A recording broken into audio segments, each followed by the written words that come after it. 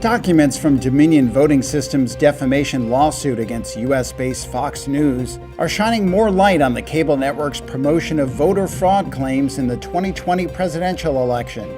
6,500 pages released Tuesday include an email from Fox Corp chairman Rupert Murdoch saying that show hosts Sean Hannity and Laura Ingraham maybe, quote, went too far, end quote, in pushing that the election was stolen. Dominion has sued Fox News networks for $1.6 billion, accusing the cable TV network of amplifying debunked claims that Dominion voting machines were used to rig the election against Republican Donald Trump and in favor of his rival Joe Biden, who won the election. In another email to Fox News President Suzanne Scott, Murdoch wrote that it had been suggested to him that the network's primetime hosts say something like, quote, "The election is over and Joe Biden won," end quote. Murdoch said some version of this would, quote, "go a long way to stop the Trump myth that the election's stolen," end quote. Dominion has alleged Fox continued to push the stolen election narrative because it was losing viewers to right-wing outlets that embraced it. The materials are part of the voting machine company's effort to prove the network either knew the statements it aired were false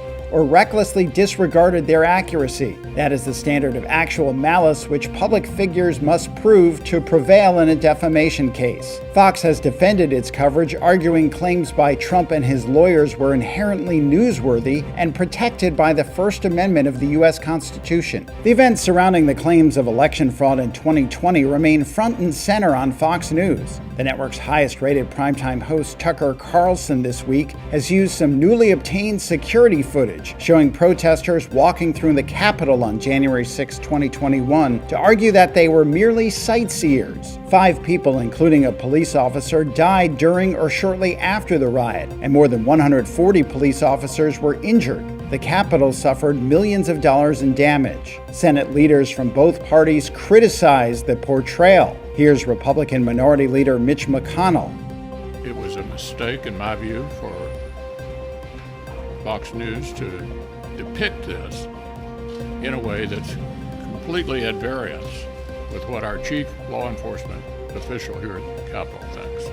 Democratic Senate Majority Leader Chuck Schumer took a harsher tone. With contempt for the facts, disregard of the risks, and knowing full well he was lying to his audience, Fox News host Tucker Carlson ran a lengthy segment last night arguing the January 6th Capitol attack was not a violent insurrection.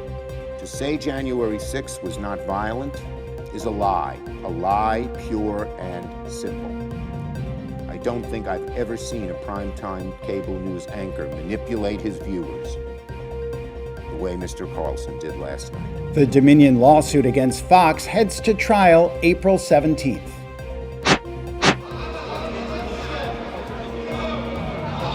Normally, me and my colleagues, we don't participate in the demonstrations.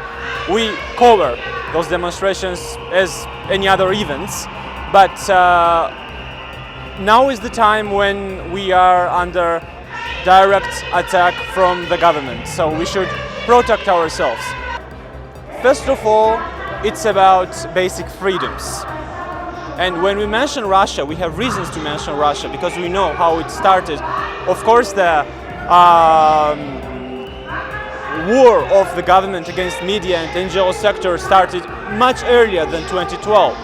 But in 2012, where Russia passed this law, we saw how this law became the very strong weapon in the hands of Russian government to weaken and destroy non-governmental organizations and independent media. For me as a citizen and for me as a journalist, of course it's scary because it's a big threat for our basic freedoms. It's a threat for the Euro-Atlantic integration of Georgia, which is dramatically important for our future. Lawyers for Sam Bankman-Fried, the disgraced founder of the now defunct crypto exchange FTX, say his trial may need to be delayed. It's meant to be happening in October, but in a Wednesday letter to U.S. District Judge Lewis Kaplan, his legal team said it may take more time than expected to review the evidence and prepare a defense.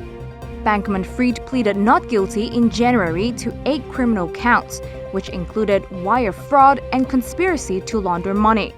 Prosecutors accuse him of stealing billions of dollars in customer funds to plug losses at his Alameda Research hedge fund in what they have called an epic fraud.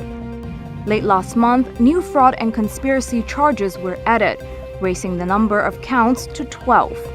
In the letter on Wednesday, Bankman-Fried's lawyers noted the new charges and added that federal prosecutors had not yet turned over evidence collected from electronic devices belonging to Carolyn Ellison and Gary Wang, previously 2 of their clients' closest associates. Both have since pleaded guilty and agreed to cooperate with prosecutors. Bankman-Fried was released on $250 million bond and has been under house arrest at his parents' Palo Alto, California home. Judge Kaplan has suggested the bail could be revoked after prosecutors said Bankman-Fried may have tried to tamper with witnesses. The schedule for the trial and bail conditions will be discussed at a hearing on Friday. Relativity Space called off the planned debut launch of its 3D printed rocket in Florida on Wednesday.